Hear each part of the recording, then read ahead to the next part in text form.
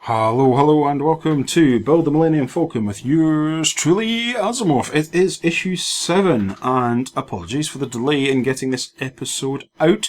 That's down to basically having to make a decision or two regarding the series. The key one is that whether we stay with the vanilla or go to start painting the model.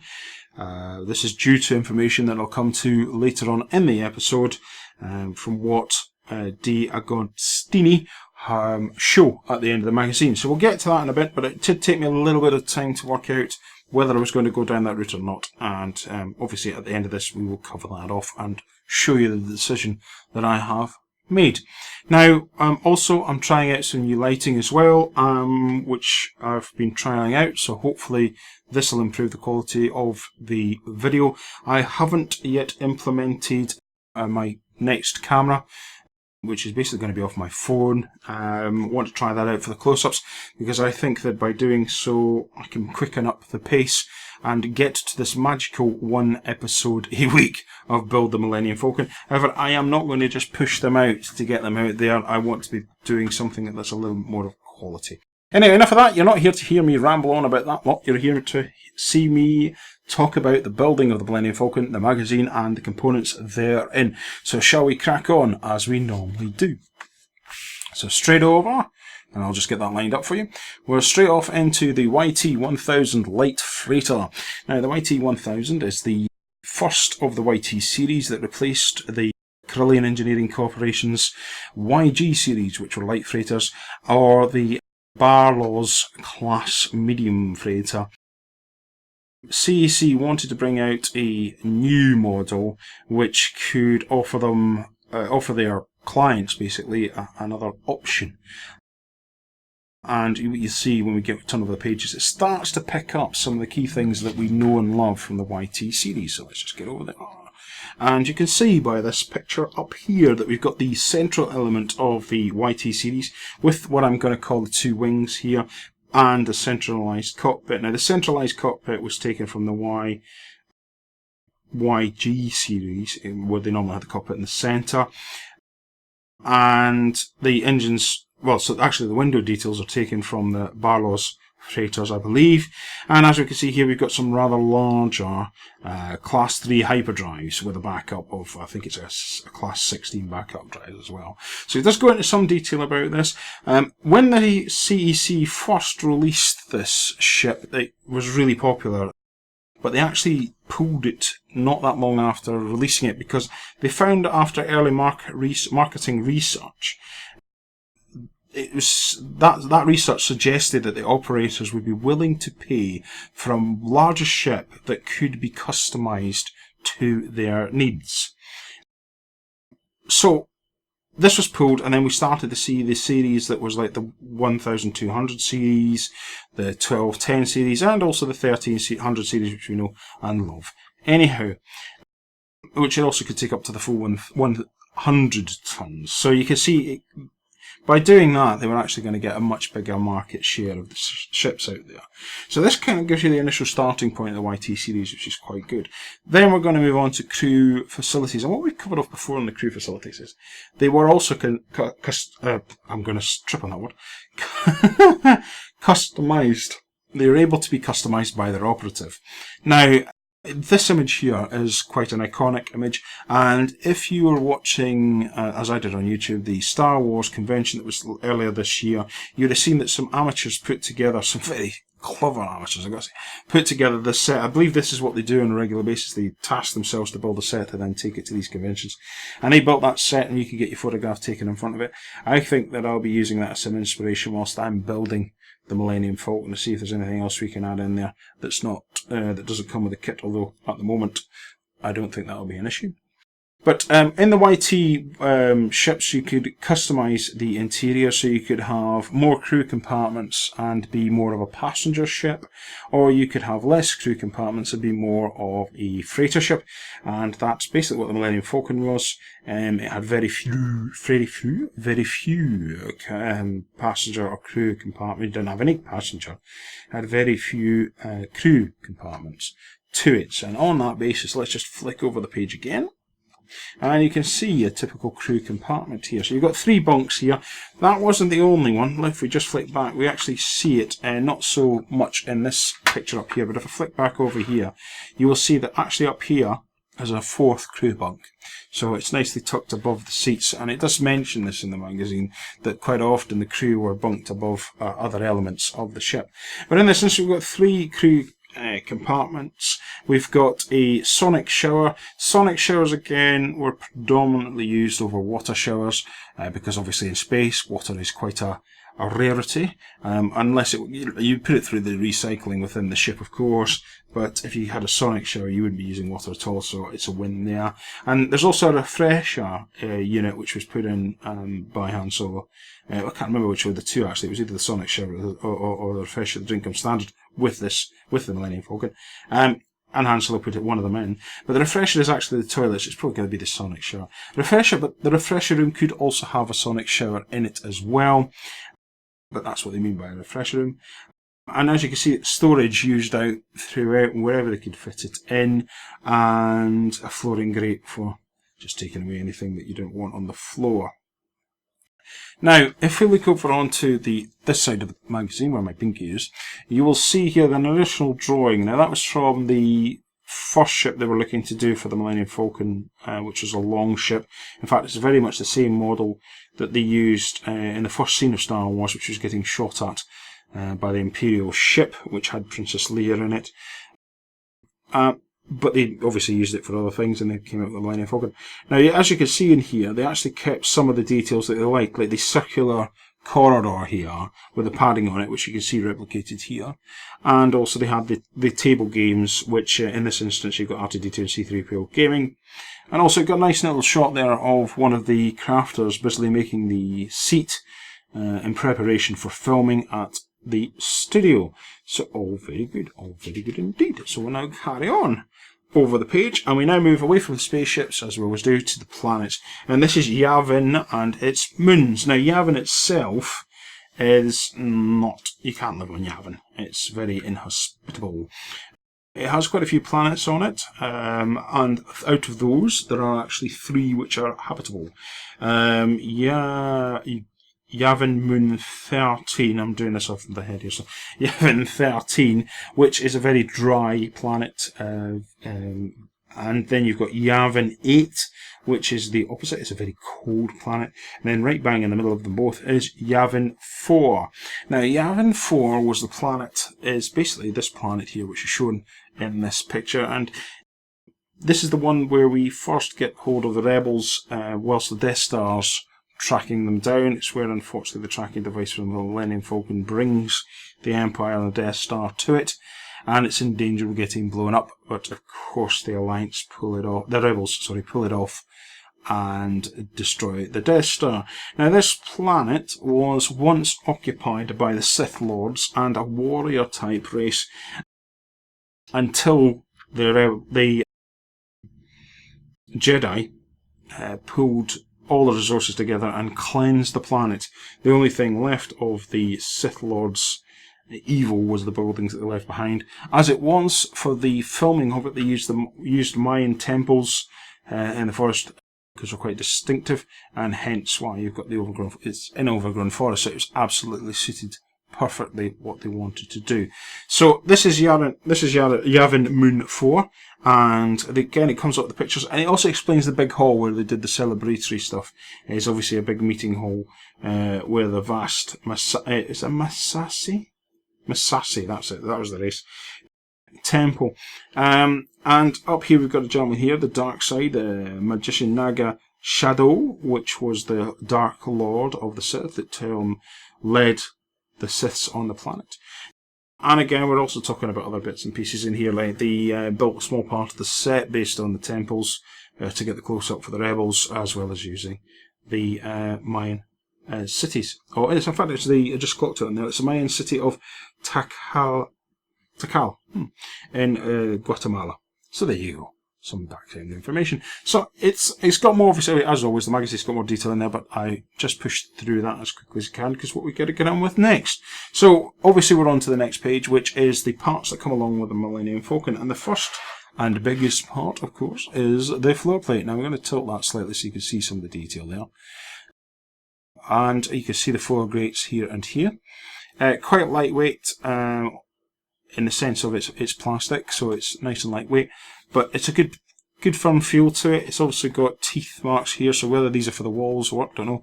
But what I can say is that these three holes and this square part here dictate the circular seat. So the circular seat sits here with the table sitting there. In fact, I've got the table.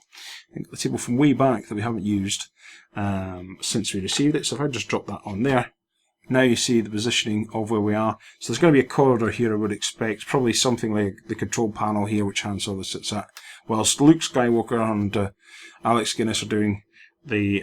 well, Alex Guinness is teaching Luke Skywalker how to use his lightsaber. And there'll be some pipes and stuff here, I would expect. So it's good big part of the model. And I've got a feeling this is going to be quite important going forward for the next few issues. Then, so that's the first part. I'll just put that down there so you can see it. Next part is a bag of 6 screws. So it is what it says, 6 screws, which are here on item 2. And then the next part is we go on to some parts of plastic. Now this is the semicircular base of the seat. So the seat sits on top of that, and that just gives it its height. And again, as I say, you sit it there, and with the table fitting in there. So you can see how it's coming together on that front. So we'll just put that one over there for now. And then we've got 3 other parts of the plastic. All the same colour kit. All the same colour completely, which is matching, which is really good form. It shows that they've got the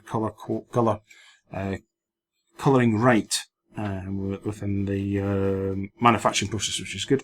This is the larger of the 3 pieces, and then you've got 2 pieces here which actually fit together. So you've got the kind of male dots here. If you can just strip that up and bring it up to you, you can see them there. And then you've got the receiving ends there, so you can click the 2 together. And hey presto, you've got what I would expect to be a bunk. Now, it's got a bit of flashing on it and a bit of filing to do, so we'll have to get on with that. And then, the last but not least, still in its packaging, we've got the white elements. Now, these are all the parts that have to come off the sprue. So let me just slide these over and I'll show you why. But yes, it's got the seat, you can see the seat here, and elements here, which we'll cover off in a second. So I'll just put these all over here and slide these all out of there, over here. And then we'll just flick over. We're going to go to this before we get to close up, and the reason for that is that we're actually now going to start gluing things together and making things.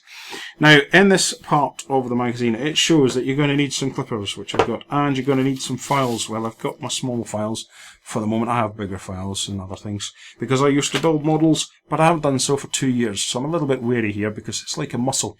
If you don't use it, it'll waste away. So there we go. And I want to say build models, it was for gaming, so it wasn't anything like this. This is big even for me. And you've got here some emery boards. Now, emery boards really good for getting into do some light filing where you don't want to remove much material. So I've got some of those as well, which is really good. So I'm going to take them out of the way. Now, the plan for this episode is that I'm going to take the elements off this sprue. I'm going to cut them and prep them ready for filming. I'm not going to stick them together because that's that's the purpose of this. We're going to move on to this element of the magazine in close-up. So I think what we're going to do is we're now going to take a cut. I'm going to now go and prep all this element here, and I'll be right back when we're ready to start sticking it together. And so we return once I've cut all the pieces off the sprue. Just thought to start off with the magazine. As you can see here, we're setting out. This looks like the bunker above the seating area where the table is. So you can see here that they're starting to show how they build it together. They're using a toothpick. I've just basically grabbed some ear cleaners and cut the tips off to manoeuvre the glue around as and if we need to. So let's just take the magazine away, because I wanted to show you that as a starter. And as you can see here, even though a piece has moved under the magazine, I've kind of laid it out as I envisaged the parts are going together. That was the easy part. This was a little bit more complicated, but they're all off the sprue now, which is good. This isn't the only part we're going to show for building tonight, so there is a bit more than this, but we're going to get cracking on. I am a little bit nervous, just a little bit, because this is the first time we're actually going to stick something together in this episode, so hopefully it'll go well. What I have done off camera is I've clicked all these off, filed them down using different files, also filed off the excess on these as well, which you have to be careful about because if you scratch it, it can leave a mark, as I found out, and same with these parts as well. So we're all good to start sticking. So the first thing I'm going to stick in, try not to get glue on myself, is I'm going to start sticking these back panels. Let's see if we can get in the very close. Quite thin, got some little parts on the back as he flips it around. Some little teeth on the back, shall we say. So what we're going to do is just drop a bit of glue on there, try not to get too much in because it is super glue after all. And obviously none on the skin if you're doing this at home, because if you get it on your skin, it's what it was originally designed for in I think it's Vietnam War, where it was to stick wounds together till he can get medical treatment, as he says, getting a little bit on himself. So first piece, it's a big moment. So first piece, in it goes. And there we go. So I managed to get some glue on my fingers, which was clever, even though I warned you guys not to. You can wear gloves with doing this, if you think you're going to get in a mess or such like. And for my nephew out there who's watching this series, get your mum to do it. Or your dad, that's what they're there for. So that's the first piece in. First piece stuck in. And then whilst that's doing a little bit of glue, what I'm going to actually do is reverse the process here. Because I'm just learning, so we'll stick a little bit in there. That was quite a bit. And a little bit in there, and again quite a bit. This tube's just basically when I grabbed a couple of glues which I then found out weren't suitable for the product that we're using, so you have to watch out for that. The glue that they're using on this, it's a specific type, well basically it's plastic glue that they're using, but well, basic super glue, plastic glue could probably do as well, and there's not actually enough there to transfer across, so I'm just going to go back to the glue again. And just a little sketch. Because this has been a little bit pressured in the pocket, it's coming out a bit quicker than I would like. And now it's not. Fun of doing this live, well, I say live, recording it, but I say live because there's no way back. I'm sticking this in, guys. It's like, it's one of those wonderful moments of, you know, if you're way back in my age group, you'll remember a program called Blue Peter, or similar construction programs around the world, I'm sure, where they say, here's one that I did earlier, and that's so that they can, if they make a mistake, yeah, they don't have that on here. Now, the interesting thing about these pieces is, and I don't know if you'll be able to pick that up, let's see if we can get that in shot. You might be very up close to them. There we go. You can see that they've actually got a bit of a strange angle to them. These are actually cut to fit together in a kind of jigsaw puzzle. So first of all, I'm just going to line that up so that I've got a straight edge. I know I did that a little bit off camera, but that was just so that I could get my eyes in. You put that in there, and there's actually along the line here is a straight edge. It becomes a straight edge. I'm going to take that away because it's sticking to the table. So you've got a bit of a straight edge there. So if we do that again, let's just stick this together and make a complete mess. There we go. And stick that into there. As you can see, I said a complete mess. It's quite quick glue, this. It's got to be said. And there we go. And you can see there, we're beginning to get, that catches it, we're getting that feel that we talked about with the corridors. So that's quite nice. And then I'm going to grab another piece, which is the opposite number. So that, just line it up to check it up. And make sure I'm happy with that. There's a little bit of flash there I can get rid of with my fingernail. And then again, I'm just going to change it up again and put a little bit of a dollop of glue there and there. It's quite a bit of a dollop of glue, but there we go. But it's on the model, which is the main thing. Just double checking again, I've got that the right way round. And we're going to place that in like so. Again, difficult to do when you've got massive hands like mine on a small screen like this. But there you go. So that's one part of that done. These little bits we're going to stick in. Shall we try that just now? Shall we see how that goes? Because that literally sits on there like so. I don't know if you see that. There we go. Yes, you can.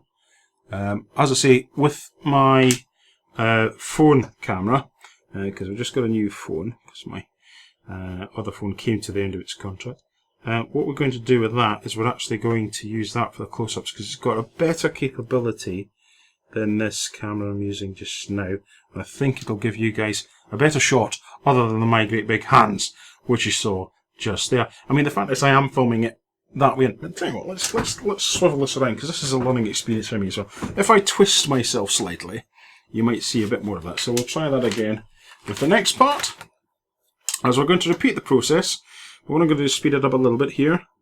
Oh, a little bit, he says. That's a little bit. I really think that you need to have the hard bottles because they give you much better control than what I'm getting out of this little plastic one at the moment. Plus, I need to be a little bit more gentle with the squeezing. So there we go. Double check the view on that one. That was going to fit in there nicely into there. And I'm also not looking at the glue, but looking at the screen, which probably doesn't help as well. And then the next piece, if I rotate that round, you'll get that. Drop it. So I put that there. You get to see a little bit of this putting together mark. As you'll see me sticking myself to it. So it's fun. Always fun. There we go. We're in. We're in. We're in, folks. Now what I've got to make sure I do here is I don't glue this little bit on the wrong part. And I think we could actually do either or, really. If I put this together like so, looking at it, you could have it that way. And then if I flipped it around, you could have it the other way. So I'm not overly worried. But I think what we're going to do is I'm going to put it on this side. So a little bit of glue here. I better not get glue on the table, or my good lady will be a bit miffed with me. So I have actually got a cutting board somewhere that I should have put down on this as well. But as I say, living and learning at the same time. So there we go. We've got these parts now together. Hopefully I got some of that on the camera. And as you see there, next part is to actually stick the two parts together that we've now got. So a little bit of glue on there, a little bit of glue on that one, a little bit of glue on that one. I'm just taking it, kind of getting the feel for the bottle now. And a little bit on there, a little trail along there just to kind of make sure it's all going to get in there and use up the excess glue. I'm going to flip that one round and then up on the camera. Stick these two parts together, he says, hopefully. Oh, hopefully. The thing is here that because of these little lips we've got, it's not making it easy. So let's just click. Come on. It's all good. As I say, I haven't done this till now, so I can see what it is that is not wanting to move forward. So again, out with the little stick, we'll move that one forward slightly. And then it's basically a bit of brute force, probably. Yep, that's not going to move for love nor money. As he quickly looks for something else to use. It's another tool I've got in my account. Move that a little bit. There we go. Come on. Come on. There we go, that's one in. For some reason this one doesn't want to go in. But it will, god damn it. There we go, click click. And we're all in. So, and I have to say I quite like that. If you have a look in there, you see that bit of fighting. I might have to edit some of that out. But a bit of fighting, but there you go. Yep, we're there. We're in there. So that's good. That's good. Right, so that's that piece done. Next piece is simply to stick these two together. So that should be, he says, nice and simple. So I'm going to put a dollop there, a dollop there, a dollop there, a dollop there, and a dollop there. Quite liberal with the old glue. Grab my stick and just spread it a little bit around the edges and in there, which is good. And I'm going to take that off and hang it over an edge so it can dry onto itself. And then literally clicking this now into place. So I've got the underlip into place. It does go. And there we go. And you can now see the bottom of the seat coming together. Like so. We've got perforations along here, so that'll be the next magazine or 2 or 3 or whatever. So there'll be something that'll sit in there that'll do the backing to the seat, which is good. So those are the two parts stuck together. I'm going to have a bit of fun with editing that. But those are the two parts stuck together now, which is good. But these aren't the only parts that we're going to stick together. These are the parts that we're supposed to stick together in the magazine. But then it goes on to another element. So what I'm going to do is I'm going to cut from this and I'm going to come right back once I've got the magazine back in close-up. So I'll see you in a second. And here we are, the last 2 pages of the magazine. And as you can see by the title up the very top of your screens, Optional Technique Painting. This is what stopped me dead in my tracks from recording episode 7 and having a bit of a dilemma of whether I drop the whole thing or not with painting the Millennium Falcon, or actually going ahead and starting to paint elements of it, or how we're going to go. In this part of the magazine is showing how to highlight the raised parts of the model, and also basically to use washed down black paint, so that's paint with extra water in it, to kind of pick out the highlights in the seating. So I had to really kind of face it. I had to face the decision now, really, on whether to paint or not. And basically, for a few of the pieces, I have made the decision to paint. So this is one of the model pieces here that has been painted. As you can see, I've highlighted up. What I did was I mounted paint onto the brush. So I'm bringing it a little bit closer, but I'm just, yeah, there we are. Mounted the paint onto the brush, and then using a sideward stroke, so using the side of the brush, not the tip of the brush, got the highlights on there, and so that's that one. And I've also done the other side of the cockpit as well, just to pick out the detail. There we are. And again, similar technique. Again, with the seats, I used a slightly different method. I didn't use black, I used a kind of sepia brown, which, for those that are in gaming, will know that's from a certain manufacturer. And what that's done is make it look dirtier instead of fresh. You can see the kind of freshness on the back here because I haven't done that one. But that side, just to kind of give it the bit of dirt that's got into the seats, similar to what they're trying to achieve with the black. But I feel it's a bit of a softer technique, a little bit more realistic, I would say, possibly, yes. Even though there is still talk about whether that's the right colour or not for the seats. And then if you have a look at the base unit of the cockpit, you can see there I've picked out some of the highlights here for the controls. Now this goes on to the last page actually, and I'm not actually going to carry this out in this episode just now. And that is they're actually starting to stick everything together, the seats in, the controls and everything. And in fact, if we have a look in the tin of bits, you can see I've got the controllers already lined up, and I've got the throttles here, and I've got the handles, which I will glue in I will glue in some of these off camera, but in the meantime, I just thought I'd ask you guys, as you're watching and subscribing to my channel, what your thoughts on. I mean, here's an example. I haven't done anything with that front panel at all. Obviously nothing with this as yet, and I haven't done anything with the seats. I've got some ideas for decorating the seats. Picking out the stripes and silver, and then mucking up using the same kind of brown technique to give them that kind of worn look that we saw earlier in the magazine from the side view.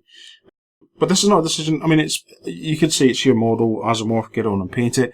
But I am noticing that I'm gaining more subscribers, and I thought, well, it would be a shame if I changed the process on you now. So I'd like you guys' comments. So between now and the next episode, if you'd like to leave in the comments whether you feel we should be doing the painting or not, I would really appreciate that. So I guess that is the end of this episode. I hope you've enjoyed it. Obviously I've left you with a question. If I get no comments, then I'll just take it as read that you're quite happy for me to just go and do whatever I want to do and just push forward under that premise. But all I would like to say now is thank you very much for watching, and thank you again for your subscriptions. And until next time, boys, girls, ladies, gentlemen, aliens, and other life forms, until next time, stay safe.